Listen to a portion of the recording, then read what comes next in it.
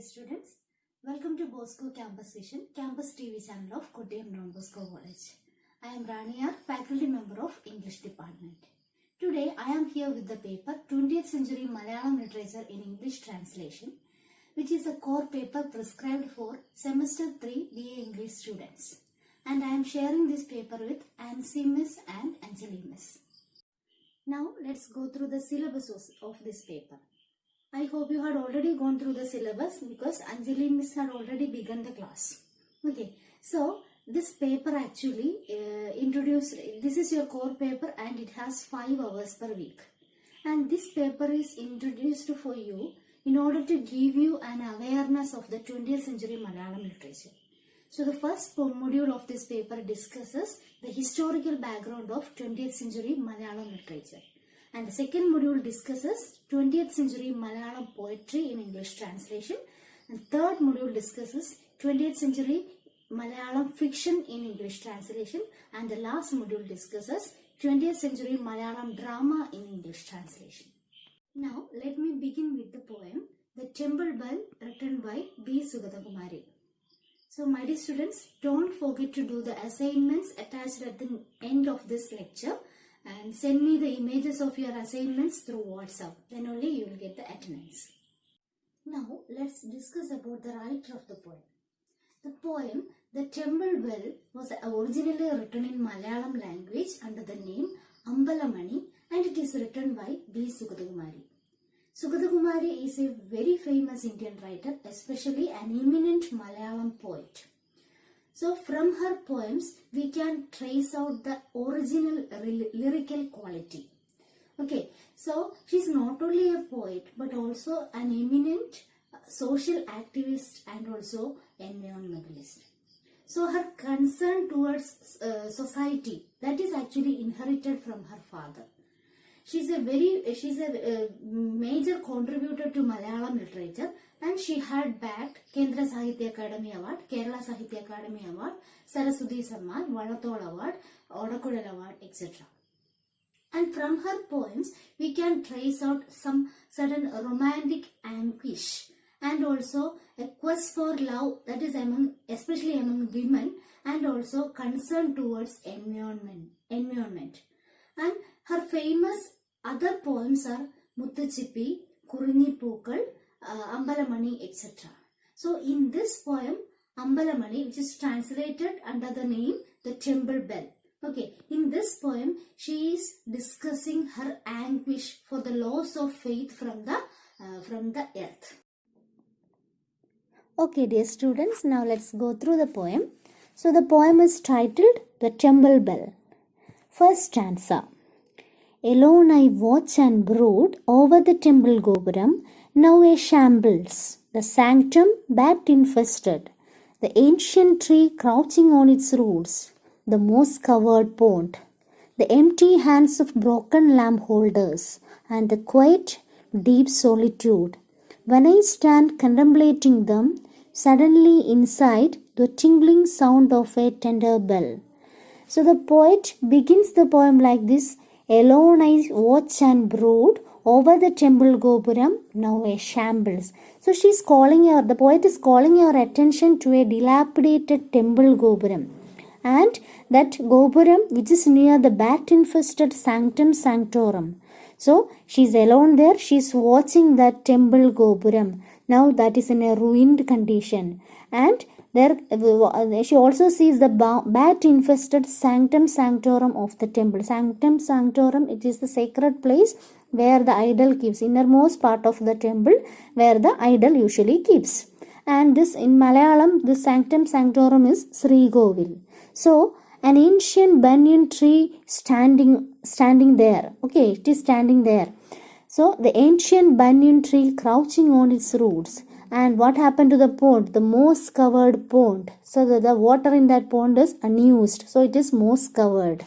The moss covered pond and the empty hands of broken lamp holders. So it is usually we see that in temples we usually see that the Dwarapalakas are carved either on the wall or at the gate of a temple. So here this temple is really old. So the empty hands of broken lamp holders. And what about the condition of that temple, that place? It is very quiet. It is solitude, deep solitude, quiet and deep solitude. When I stand contemplating them, so when the poet standing there and she's trying to recollecting her memories, suddenly inside from the temple, what she hear? So the twinkling sound of a tender bell. So she's hearing the twinkling sound of a tender bell. So that is the first stanza of the poem. Now the second stanza. Who tarries here in this lonely gloom? The bell tolls to wake up whom? As I turn back in the dark, there hangs a bronze bell. Its tinkling sound coming from no ringing hand, spilling over the wind. Far, far away from the human touch, somewhat like a Munikanya in meditation, a broken temple bell that still chants, though in shattered tones. So the second stanza, who tarries here in this lonely gloom? So she's asking, the poet Sugathakumari is asking, who tarries here in this lonely gloom? Tarries means who wait. So who is waiting here in this lonely gloom? So the situation, so the atmosphere of that temple, it is really solitude. It's a quiet atmosphere. So who tarries here in this lonely gloom? The bell tolls to wake up whom? So why do this bell make noises? This bell tolls to wake up whom? So in order to wake up whom? To whom to wake up, this bell is chanting. As I turn back in the dark, there hangs a bronze bell. So suddenly she turned back and there hangs a bronze bell. Its tinkling sound coming from no ringing hand, spilling over the wind. So nobody was there to ring that bell. Only the wind. It is the wind spilling over. So it is the wind making that noise. Far, far away from the human touch, somewhat like a Munikanya in meditation. So that bronze bell, it is hanging like a Munikanya who is in meditation. So far, far away from the human touch. So human can't touch that bell. So like a Munikanya in meditation, the bell is hanging. A broken temple bell that still chants, though in shattered tune. Even though the tune from that bell is not clear, it is still chant. So that is the second stanza. Who tarries here in this lonely gloom? The bell tolls to wake up whom? As I turn back in the dark, there hangs a bronze bell. Its tinkling sound coming from no ringing hand, spilling over the wind. Far, far away from the human touch, somewhat like a Munikanya in meditation. A broken temple bell still chants, though in shattered tones. So that is the second stanza of the poem. Moving on to the third stanza. And who is here to listen? A goat turned to a mere rogue, or the rogues who come stealthily to carry away the goat, or the horde of bats fluttering in the ruins, or the sulking night spirit. This bell that now chimes in the wind was once cast in bronze in smelting heat, and hung up above in the holy corridor by someone, his palms joined together. So again she's continuously asking the question, who is here to listen? Who is here in this place, in this lonely place? Who is here to listen the tingling sound of the bell? A goat turned to a mere rogue. So what happened to the goat? Usually in the sanctum sanctorum, so that means the sacred place of a temple where the idol keeps. So when people used to come there, they think that the idol is the real god. So now what happened? What is the situation? Nobody used to visit that temple. So that idol became a mere rock. So she is asking the question, who is here to listen? A god turned to a mere rock, or the rocks who come stealthily to carry away the rocks, or the rocks, they used to come there to carry away that idol. So for whom this bell is ringing, or the horde of bats fluttering in the ruins. So now the condition of the temple, it is a dilapidated temple now. Now it is the living place of bats. So she is asking, or the horde of bats fluttering in the ruins, or the sulking night spirit. So that in that lonely place at the night time, people,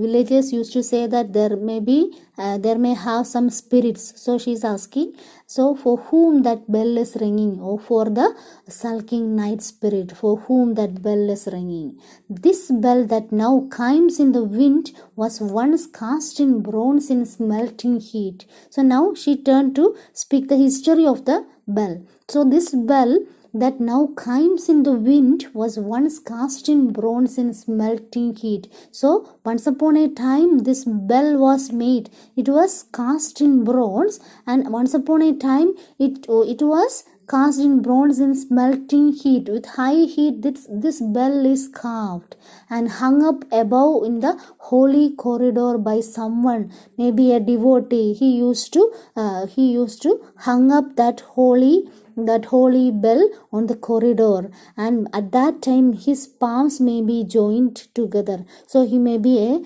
a staunch devotee. So this is the third stanza of the poem. Okay, now let's check the fourth stanza of the poem. In prayer, in times redolent with fragrant flowers, and lamps shining in bright, as the bell spread its radiance on the god all smeared in sandal paste. The bell that hummed songs at the touch of the wind whispered the excited people. The temple bell, its edges cracked, it still sings to the wind's touch. But who is here? Who is there to listen now? So in the fourth stanza, the poet is continuously asking, who is here to listen the sound of the bell? So in prayer, in times redolent with fragrant flowers and lamps shining bright, as the bell spread its radiance on the god all smeared in sandal paste. So when the sanctorum was redolent with fragrant flowers, the bell spread its radiance on the god smeared in sandal paste. So this temple also have a good history. So at that time, the sanctorum is redolent with fragrant flowers. This bell spread its radiance on the god smeared in sandal paste. And what is the condition now? The bell that hums songs at the touch of the wind whispered the excited people. So at that time, this bell used to make good sound. Now with the sound of the wind, the touch of the wind, it makes a low sound. The bell that hums, so humming. So now the poet can hear only humming sound. So the bell that hums songs at the touch of the wind whispered the excited people. So in ancient time, it used to whisper the excited people with its noise. But now what is the condition? So the temple is dilapidated and the bell is also in a ruined condition. So the temple bell, its edges cracked. So maybe the edges of the bell may be cracked. It still sings to the wind's touch, but who is there to listen now? So she is again asking the question. The poet is again asking the question, but who is here? Who is there to listen that the sound of the bell? Okay, my dear students, I hope you understood the different things discussed in this session, in this lecture. So here I am giving a homework question.